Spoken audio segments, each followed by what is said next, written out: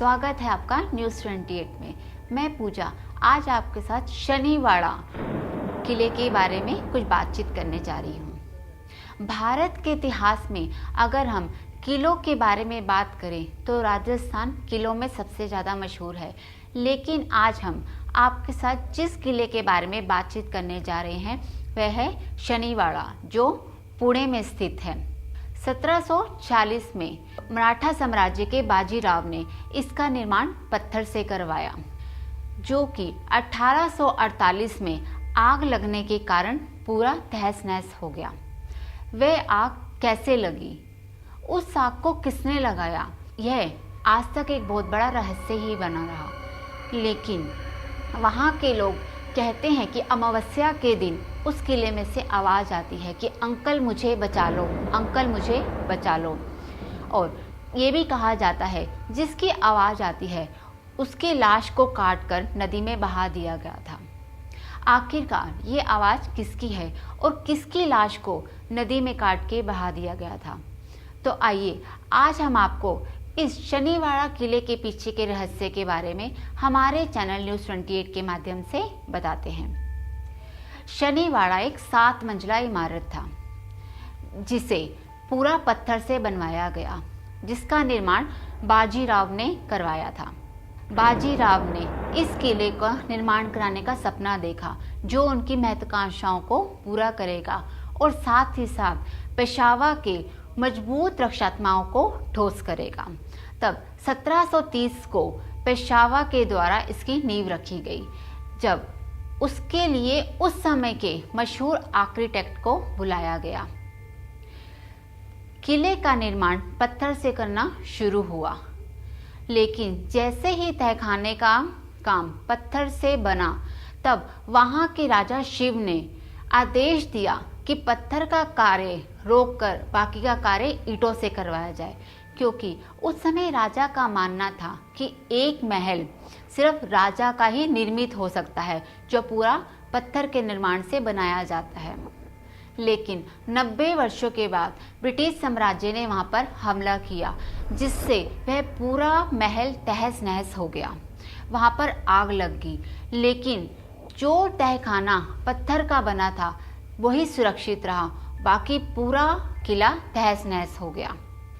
इस तहखाने की असाधारण गतियों पीछे के पीछे किसकी लालच का हाथ है? यह कोई साजिश तो नहीं है। इसके बाद बाजीराव की मृत्यु होगी।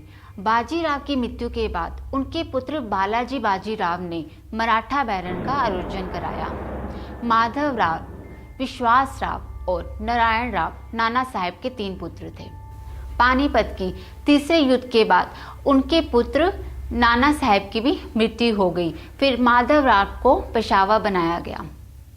विश्वास राव की मृत्यु के बाद उनके भाई माधव राव भी उनके गम में मर गए। कहते हैं इसके बाद उनके तीसरे भाई नारायण राव को पेशवा बना, जो सिर्फ 16 वर्ष के थे। इतनी छोटी उम्र में पहली बार कोई पेशवा बना था। लेकिन नारायण राव के खिलाफ जितने भी साजिशें होती वह उन्हें नाकाम कर देते। लेकिन नारायण राव के चाचा रघुनाथ राव, जिनकी पत्नी नारायण राव से बड़ी ही ईर्ष्या करती थी, क्योंकि उसे शुरू से ही पेशवा की पत्नी बनने का शौक था। लेकिन जब नारायण राव को पेशवा बनाया गया तब उसकी चाची उनसे ईर्ष्या करने लगी। कहते हैं कि फिर नारायण राव ने अपने चाचा रघुनाथ की सीमाओं को सीमित किया। तब उनके घर वालों ने उन्हें पकड़कर घर में ही बंद कर दिया। नारायण के शिकार जनजाति गाडरी से उनका थोड़ा सा मतभेद था। एक बार सुमेर सिंह के पास एक चिट्ठी भेजी गई, जिसे उनके चाचा रघुनाथ ने उन्हें पकड़ने के आदेश के लिए भेजी थी। लेकिन इस बात का पता जब रघुनाथ की पत्नी को चला, तब उन्होंने चालाकी से पकड़ने की जगह मरना लिख दिया और उसे नारायण राव को मारने के आदेश को सुमेर सिंह के पास एक पत्र भेजा गया। पत्र मिलते ही सुमेर सिंह जब महल के अंदर गए, तब नारायण राव को उनके आने की भनक लग गई कि उन्हें हानि पहुंचाने के लिए कोई यहाँ पर आया है। तब वह भागकर अपने चाचा रघुनाथ राव के कमरे की तरफ गए और उन्होंने चिल्लाते हुए कहा, अंकल मुझे बचा लो, अंकल मुझे बचा लो। लेकिन होनी को तो कुछ और ही मंजूर था। सुमेर सिंह ने नारायण राव को पकड़ लिया और बड़ी ही बेरहमी से उनकी हत्या कर दी। कहते हैं कि उनकी लाश को काटकर उन्होंने नदी में बहा दिया। उसके बाद से लेकर आज तक कहा जाता है कि उस किले के अंदर से हर अमावस्या की रात अंकल मुझे बचा लो, अंकल मुझे बचा लो की आवाज़ आती है। लेकिन यह बात कितनी सत्य है या असत्य, ये तो आज तक एक बहुत बड़ा रहस्य ही रहा। और साथ ही साथ भूतों का आना, आत्मा का आना या किसी की आवाज़ का चिल्लाना, ये कुछ बात तो हम लोगों को पर भी निर्भर करती है कि हमें इस बात को कितना सत्य मानना है या नहीं। अगर आप सबको हमारी यह वीडियो देखने में पसंद आई हो तो हमारे चैनल न्यूज़ 28 पर लाइक, शेयर और सब्सक्राइब करना ना भूलें।